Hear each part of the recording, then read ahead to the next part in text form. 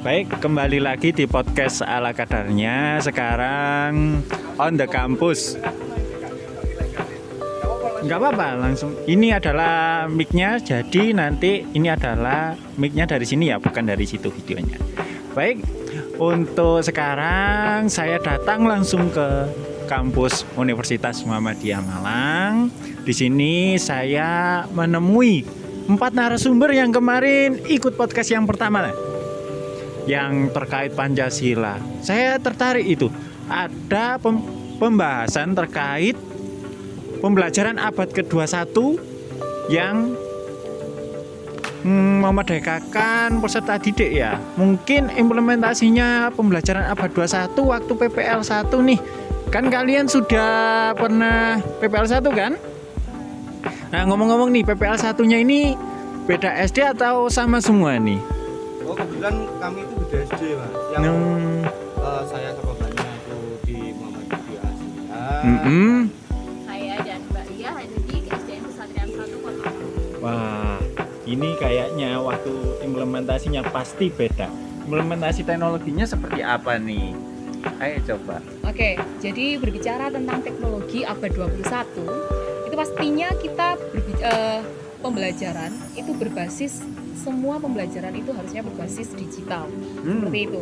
Baik Pastinya. itu pemberian materi, baik itu pengumpulan tugas maupun penilaian itu pasti menggunakan digital. Untuk implementasi di PPL 1 kemarin, kebetulan saya menggunakan teknologi berupa video dan PowerPoint. Sedikit saja saya akan menjelaskan tentang videonya.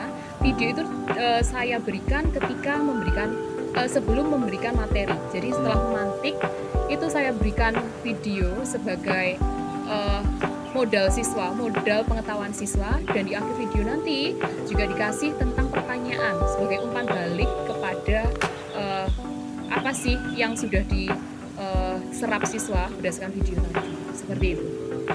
Mungkin kan tadi pembahasannya video nih. Mungkin Mas Andi berbeda dari Mbak Nia. Bagaimana implementasinya? Untuk implementasinya ya, pertama kemarin kan melakukan pertanyaan diagnostik pada siswa. Inginnya belajar yang bagaimana toh, menggunakan media yang bagaimana.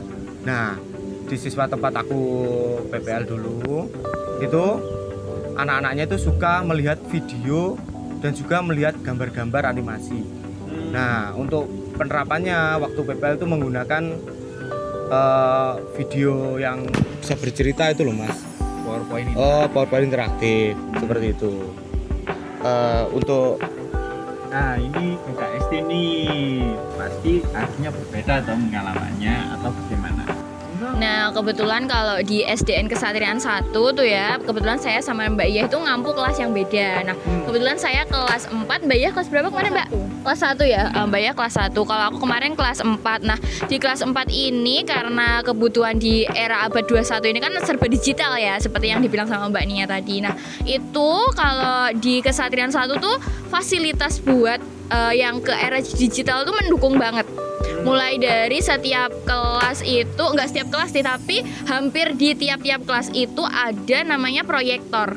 Jadi kalau kita menayangkan suatu video itu udah didukung, kita nggak perlu otong-otong proyektor lagi. Nah, kebetulan media yang saya pilih itu adalah video. Kenapa video? Karena kayaknya itu pas saya observasi itu saya lihat gurunya itu menampilkan media berupa video juga. Nah, dari situ anak-anaknya kelihatan excited. Nah, dari observasi itu saya melihat ternyata siswanya ini suka sama media yang berupa audio visual. Nah, jadi otomatis saya pakai video. Nah, dari video itu anak-anak tuh nangkep materinya divisualisasikan, jadi pemahamannya lebih paham gitu. Coba kalau Mbak Ya kan beda kelas nih ya. Nah, sedikit nambahin ya, mungkin dari pengalamannya Mbak Nia, terus Mas Andi sama Mbak Alfa gak jauh berbeda. Pengalaman PPL kemarin itu juga sama aja, media yang saya pakai itu juga berupa video sama PPT gitu. Jadi emang tujuannya untuk menarik minat peserta didik dalam kegiatan belajar mengajar biar mereka itu bisa aktif gitu. Nah, berarti ini pada pakai PPT interaktif, video pembelajaran. Ngomong-ngomong nih, kemarin kan podcast pertama itu membahas tentang Pancasila. Nah, konsep kemerdekaan, terutama sekarang itu kurikulum merdeka ya, menerapkan profil Pancasila. Konsep menurut kalian nih, konsep memerdekakan peserta didik itu seperti apa? Ayo, coba mungkin Mbak Nia dari pengalamannya observasi, melihat guru. Oh boleh, Mas Andi ini terutama kayaknya punya pengalaman nih saat observasi gurunya seperti apa. Boleh dijelaskan berbagi pengalamannya? Oh ya Mas Rizky, untuk pengalaman saya waktu observasi di PPL 1 itu saya melihat gurunya itu waktu pelajaran itu, waktu saya datang pagi kan, itu siswanya itu kan ada 3 mata pelajaran dalam satu hari, ada matematika, seni, dan bahasa Jawa. Itu siswanya disuruh memilih Mas Rizky, mau belajar yang matematika dulu atau bahasa Jawa atau seni. Nah siswanya itu bebas memilih, dan itu kan dalam arti siswanya itu merdeka mau belajar yang menguras pikiran dahulu atau seni dahulu yang lebih asik karena ada kegiatan memotong, mewarnai, dan lain-lain. Dan untuk penerapannya secara langsung ya, waktu pelajaran IPAS itu ada di materi perubahan wujud benda, siswa itu disuruh praktek bagaimana toh perubahan wujud benda itu terjadi menggunakan lilin yang dibakar. Lilin bakar kan meleleh dari padat terus cair terus dari padat lagi kan. Nah itu siswanya itu prakteknya itu bisa di mejanya sendiri atau di bawah di di lantai, tapi dalam koridor di dalam ruang kelas itu. Demikian Mas Rizky. Wah, kayaknya lebih bagus konsepnya dari guru tersebut, patut dicontoh lah. Nah, ini tadi dari Muhammadiyah. Mungkin dari Kesatrian nih, ada konsepnya bagaimana? Monggo. Untuk pengalaman penerapan kurikulum merdeka ya, mungkin kemarin kalau dikembalikan ke pengalaman PPL itu kebetulan kan saya kemarin tuh mengampu kelas 1 ya, terus mengambil mata pelajaran matematika. Nah, terus kan kalau matematika itu kan biasanya identik guru ngasih soal terus jelasin, terus habis itu siswa dikasih soal dan suruh menjawab gitu ya. Tapi kemarin waktu pengalaman itu dalam menjawab itu kita bebasin, maksudnya saya sebagai guru itu saya bebasin gitu, terserah kan, karena sekarang sistem kadangan orang tua di rumah itu kan mengajari anaknya beda sama gurunya di sekolah. Jadi saya itu menerapkan anak-anak saya perbolehkan gitu, walaupun caranya itu berbeda dengan yang saya jelaskan, yang penting nanti kan pada akhirnya itu jawabannya itu sama gitu. Jadi mereka tidak diharuskan menggunakan cara yang sama dengan guru. Jadi kita mengikut dengan maunya anak, pahamnya anak itu bagaimana. Nah, saya ingin tahu pendapatnya dari Mbak Nia dan Mbak Alfa nih. Kan kalian sudah belajar juga waktu kuliah dulu K13 nih, tematik. Dan kalian sudah mencoba kurikulum merdeka itu seperti apa? Kira-kira kan 2045 itu generasi emas ya katanya. Kira-kira itu sangat mendukung nggak kurikulum merdeka atau Kurtilas? Yang menurut kalian lebih bagus mana dah? Ya, silakan.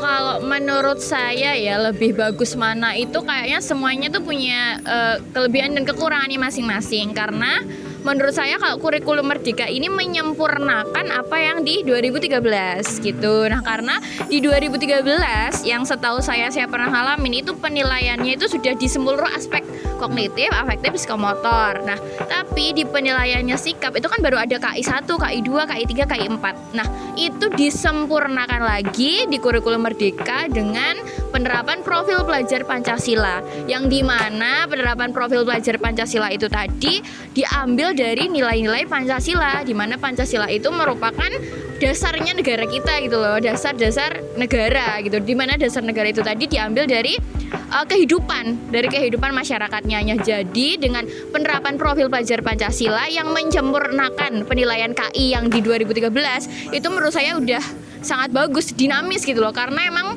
hidup kan perlu perubahan tuntutan zaman. Nah kalau kurikulum merdeka ini menurut saya udah memenuhi kebutuhan yang dinamis itu tadi gitu. Ya, Mungkin pendapat dari Mbak Nia, silakan. Oke, terima kasih. Kalau pendapat dari saya, untuk lebih bagus mana, sebenarnya kita tidak dapat membandingkan lebih bagus mana. Soalnya itu merupakan suatu sistem yang menyempurnakan sistem yang lama. Ya, jadi pasti ada yang diperbarui lagi, ada yang diperbarui dari berbagai aspek. Dan sudah disebutkan oleh Mbak Alfa bahwa aspek yang diperbaiki dari penilaian sikap juga, penilaiannya juga ada yang dari kognitif, afektif, dan psikomotor. Dan selain itu di kurikulum Merdeka ini kita juga diterapkan dengan penggunaan teknologi nggak sih? Iya betul, Ya, betul banget. teknologi itu kan kita semakin berkembangnya zaman, otomatis kita juga harus mengikuti perkembangan teknologi juga. Maka dari itu mulai sekarang kita sebagai pengajar juga harus memberikan sedikit atau bukan sedikit sih ya, materi teknologi atau pengenalan teknologi lah kepada para siswa, iya, supaya tidak kaget di kedepannya lagi dan bisa menuntut mengikuti perkembangan teknologi dan perkembangan zaman yang ada di era sekarang dan selanjutnya. Wah, jadi kesimpulannya podcast hari ini nih. Tadi ada konsep kemerdekaan yang udah disampaikan, bahkan implementasinya juga sudah disampaikan. Jadi lebih prefer ke kurikulum Merdeka ya untuk saat ini karena tergolong up to date juga untuk pemanfaatan teknologi, dan juga untuk abad 21 kali ini kita harus belajar teknologi. Jangan sampai gaptek, apalagi ada yang mengisi LMS kosongan tuh.